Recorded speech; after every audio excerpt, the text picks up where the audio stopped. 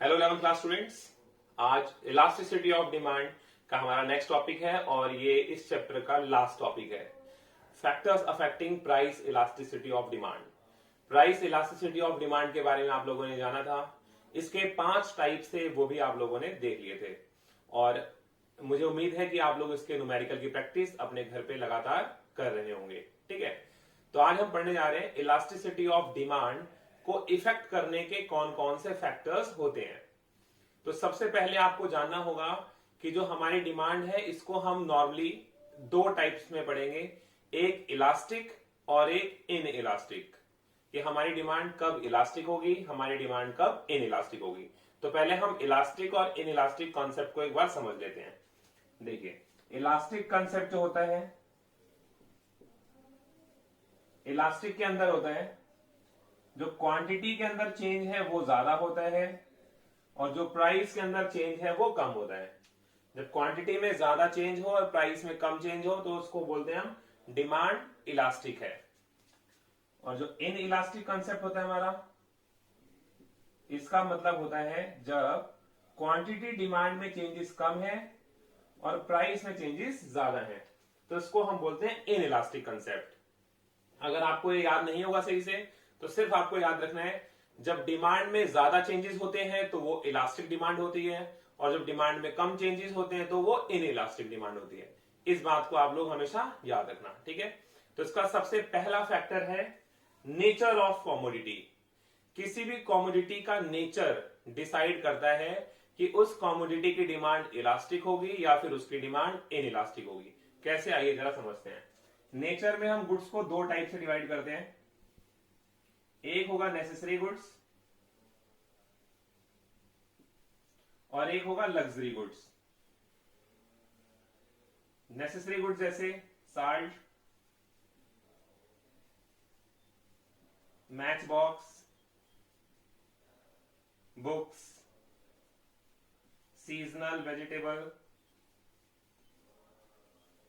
ऐसी बहुत सारी गुड्स हैं जो हमारे लिए नेसेसरी हैं। और लग्जरी गुड्स जैसे तो जो थोड़ी एक्सपेंसिव होती हैं, car, sofa, air condition etcetera, बहुत सारी गुड्स हैं जो लग्जरी गुड्स के अंदर आती हैं।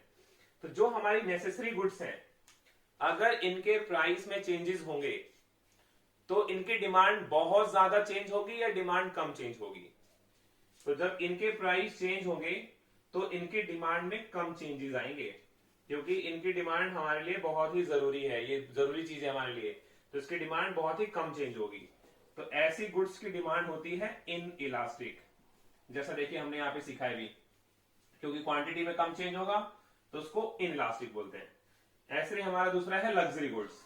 अगर इन गुड्स के प्राइसेस में चेंजेस आते हैं तो इनकी डिमांड उससे ज्यादा चेंज हो जाती है, क्योंकि ये बहुत ही महंगी गुड्स होती हैं, इसलिए इनकी डिमांड होती है इलास्टिक। तो हमारा दूसरा टॉपिक है अवेलेबिलिटी ऑफ सब्स्टिट्यूट्स। पहला था नेचर ऑफ कॉमोडिटी, जहां हमें पता चला कि किसी भी कॉमोडिटी के नेचर से पता चलता है उसकी डिमांड इलास्टिक होती है या फिर इनइलास्टिक होती है। दूसरा है अवेलेबिलिटी ऑफ सब्स्टिट्यूट्स। तो इसके अंदर हम देखेंगे कुछ गुड्स ऐसी होती हैं जिनके सब्स्टिट्यूट्स अवेलेबल होते हैं और कुछ गुड्स ऐसी होती हैं जिनके सब्स्टिट्यूट्स अवेलेबल नहीं होते। तो किसकी डिमांड इलास्टिक है, किसकी डिमांड इनइलास्टिक है, ये हमें जानना है। तो देखिए, जिनके सब्स्टिट्यूट्स अवेलेबल होते हैं, जैसे पेप्सी का सब्स्टिट्यूट अवेलेबल है कोक, टी का सब्स्टिट्यूट अवेलेबल है कॉफी, है ना।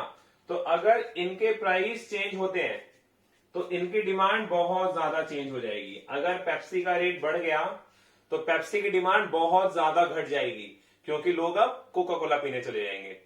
इसी तरह से अगर टी का प्राइस बढ़ गया तो लोग कॉफी की तरफ ज्यादा आकर्षित हो जाएंगे, तो इनकी डिमांड बहुत ज्यादा चेंज हो जाती है, तो इसको हम बोलते हैं इलास्टिक। इसी तरह से जिनके सब्स्टिट्यूट्स अवेलेबल नहीं होते, ऐसी बहुत सारी चीजें हैं जिनके सब्स्टिट्यूट्स अवेलेबल नहीं है, जैसे विस्की, सिगरेट, ऐसी बहुत सारी चीजें जिनके सब्स्टिट्यूट्स अवेलेबल नहीं होते, तो इन गुड्स की डिमांड होती है इन इलास्टिक, क्योंकि इनके प्राइस चेंज होंगे तो कंज्यूमर के पास कोई दूसरा ऑप्शन नहीं होता, तो इसलिए वो मजबूरी में इसको परचेज करते ही करते हैं। तो हमारा थर्ड पॉइंट है मल्टीपल यूजेस। फर्स्ट हमने किया था नेचर ऑफ द कॉमोडिटी, दूसरा availability of substitutes.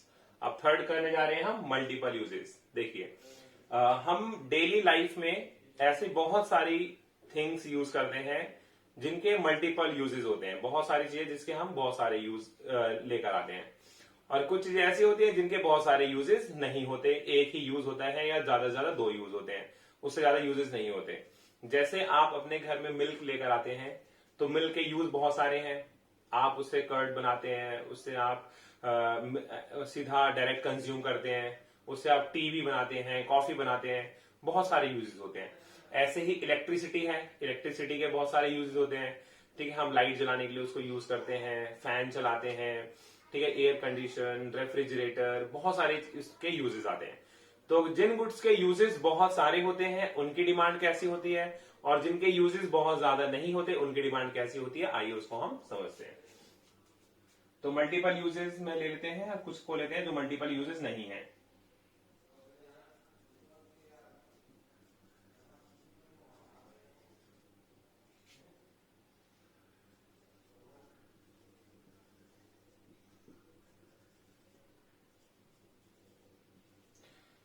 Multiple uses में जैसे एग्जांपल लेते हैं इलेक्ट्रिसिटी का।